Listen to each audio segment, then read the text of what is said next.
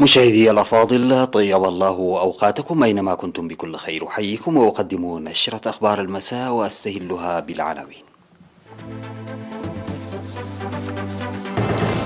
طلاب المدارس الفنية والتجارية يتوجهون إلى ساوة. تنظيم مهرجان الإريتريين في أمريكا.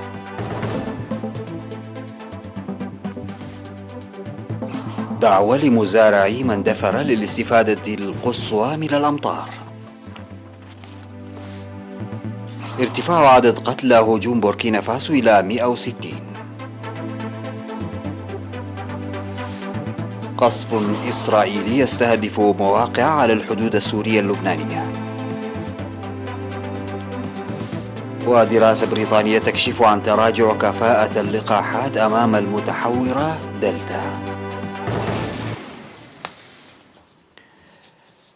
السلام عليكم ورحمة الله. توجه 2573 طالبا من المدارس الفنية والتجارية إلى ساوة اليوم لأداء الواجب الوطني بعد إكمالهم التعليم الأكاديمي والمهني للعام الدراسي 2019-2020. تخرج طلاب هذه السنة من التعليم المهني لعامين بعد تلقيهم التعليم الأكاديمي حتى الصف العاشر. وأوضح المسؤول الإداري في قسم التعليم الفني والتأهيل المهني في وزارة التعليم السيد برهان أرآية لوكالة الأنباء الإريترية أن الطلاب هم من مدارس أسمرة وحلاي ونقفة وماحبار ودومبوسكو الفنية ومدرسة حقات الزراعية والفنية الداخلية ومدرسة دندن التجارية ومدرسة أسمر الموسيقية.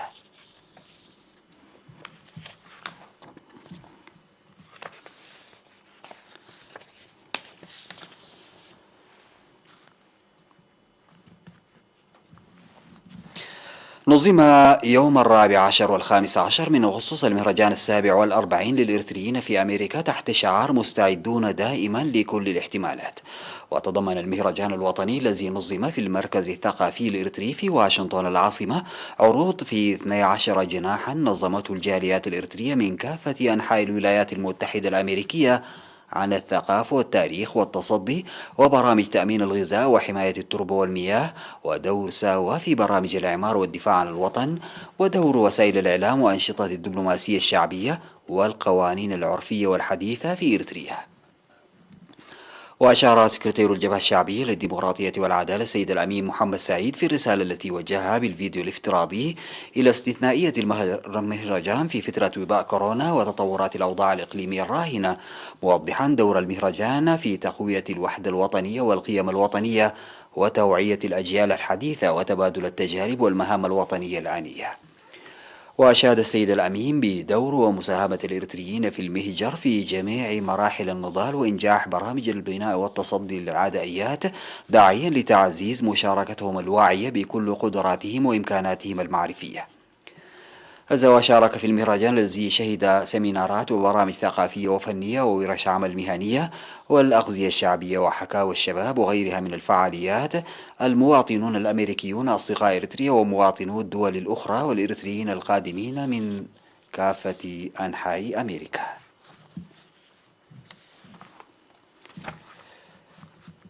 أعلنت وزارة الصحة بأن إعادة الفحوصات المخبرية التي أجريت اليوم 20 من أغسطس لمصابي كورونا أعلنت عن شفاء 9 مرضى كانوا يتلقون الرعاية في المستشفيات، 5 منهم في الإقليم الأوسط و3 في إقليم الكاشبركة و1 في إقليم عنسبة. بهذا بلغ عدد المصابين بفيروس كورونا في البلاد حتى الآن 6618، شفي منهم 6560 وتوفي 37 مريضا، فيما لا يزال 21 يتلقون العلاج في المستشفيات. وزارة الصحة 20 من أغسطس 2021.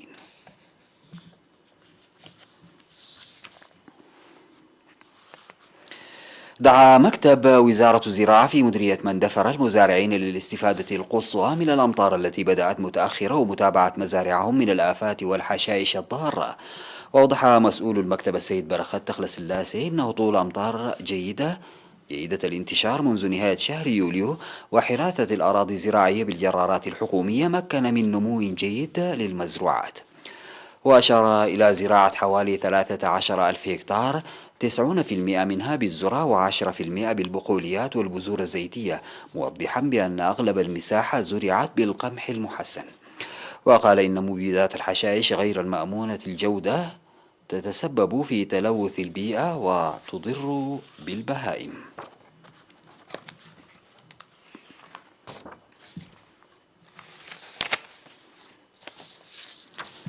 جرت أعمال غرس شتول أشجار في الحفر التي أعدها مسبقا الطلاب المشاركين في حملة التنمية الخضراء في محمية إنبا مكنن التي يرعاها فرع الاتحاد الوطني للمرأة في مديرية دباروة.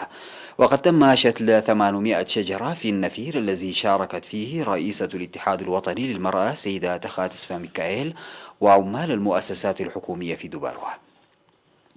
وقد قام فرع الاتحاد الوطني للمرأة في مديرية دباروة بغرس أكثر من 25 ألف شتلة أشجار في المحمية منذ عام 2014 بالتعاون مع إدارة المديرية. ودعت مسؤولة الاتحاد الوطني للمرأة في الإقليم الجنوبي السيدة سنايت هبتماريام دعت المجتمع للقيام بالمتابعة اللازمة لضمان نجاح نمو شتول الأشجار.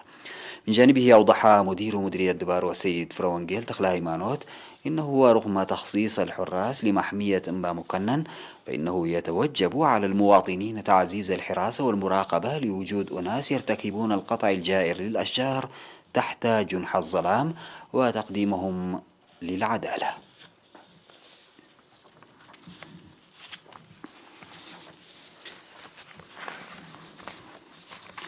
بعد الفاصل سيداتي وسادتي أعود بالأخبار الخارجية.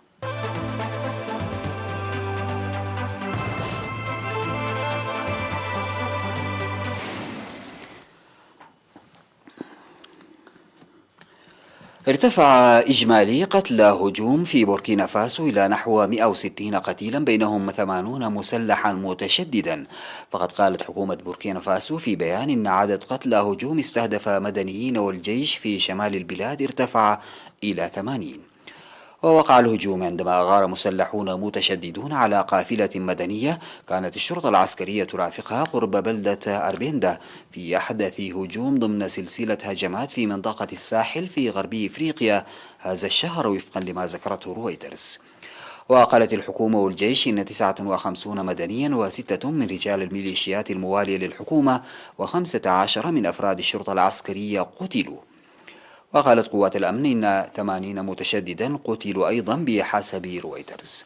وتصاعد العنف في منطقة الساحل وهي منطقة قاحلة على الحدود الجنوبية لمنطقة الصحراء الكبرى في السنوات القليلة الماضية على الرغم من وجود الآلاف من قوات الأمم المتحدة والقوات الإقليمية والغربية.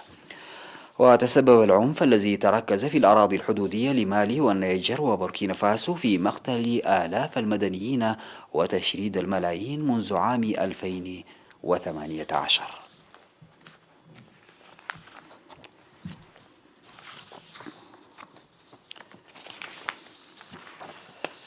قالت وكالة الأنباء السورية سانا إن الدفاعات الجوية تصدت لأهداف معادية في سماء العاصمة دمشق، ولم ترد أي تفاصيل حول طبيعة الأهداف التي اعترضها الجيش السوري. أفادت وكالات أنباء بتحليق مقاتلات إسرائيلية في الأجواء اللبنانية وقصف مواقع حدودية داخل الأراضي السورية. وبحسب مصادر محلية فقد هزت انفجارات عنيفة محيط العاصمة دمشق تزامنا مع إطلاق مكثف للمضادات من جبل المانع واللواء 91 التابعتين للفرقة الأولى ومن مطار المز العسكري وجبل قاسيون.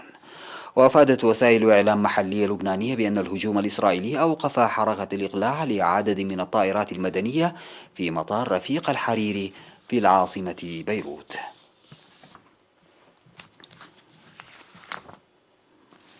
كشفت دراسة بريطانية أن لقاح فايزر بايونتيك أكثر فعالية في مكافحة العدوى المرتبطة بالمتحورة دلتا من لقاح إكسفورد أسترازينيكا، لكن فعاليته تتراجع بسرعة أكبر. وفحص الباحثون من جامعة إكسفورد الذين شاركوا في تطوير أحد اللقاحين عينات مأخوذة من أكثر من 700 ألف مشارك بين ديسمبر 2020 وأغسطس 2021. كما خلصت الدراسة إلى أن الأشخاص الذين أصيبوا بالفيروس بعد حصولهم على جرعتي لقاح فايزر بايونتيك أو أسترازينيكا قد يشكلون خطرا أكبر على الآخرين عما كان عليه الحال في سلالات الفيروس السابقة. وتأتي هذه الدراسة فيما تفكر العديد من الدول من بينها المملكة المتحدة في إطلاق حملة لجرعة لقاح ثالثة معززة.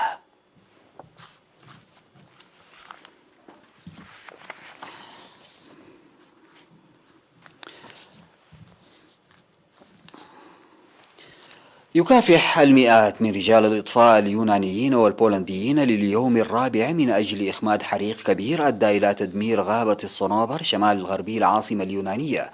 واندلع الحريق بالقرب من قرية فيليا على بعد حوالي 60 كيلومترا من أثينا، وأهلك آلاف الهكتارات، وبسببه أصدرت أوامر بإخلاء عدة قرى في المنطقة. وتلقت عدة قرى ودار رعاية قريبة أوامر إخلاء، واندلعت مئات حرائق الغابات في أنحاء اليونان هذا الشهر عقب أشد موجة حرارة تشهدها البلاد منذ عقود. وأدت الحرائق إلى استنفاد قدرات سلطات مكافحة الحرائق في البلاد، ما دفع الحكومة إلى طلب المساعدة الدولية. وتعاونت نحو 20 دولة أوروبية وشرق أوسطية بإرسال طائرات ومروحيات ومركبات ومئات من رجال الإطفاء.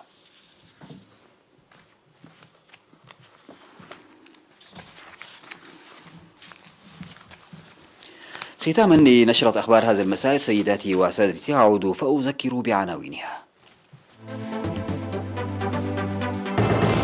طلاب المدارس الفنية والتجارية يتوجهون إلى ساوة. تنظيم مهرجان الإريتريين في أمريكا.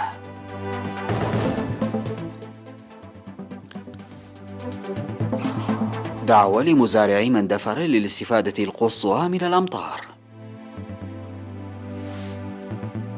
ارتفاع عدد قتلى هجوم بوركينا فاسو إلى 160. قصف إسرائيلي يستهدف مواقع على الحدود السورية اللبنانية. ودراسة بريطانية تكشف عن تراجع كفاءة اللقاحات أمام المتحورة دلتا.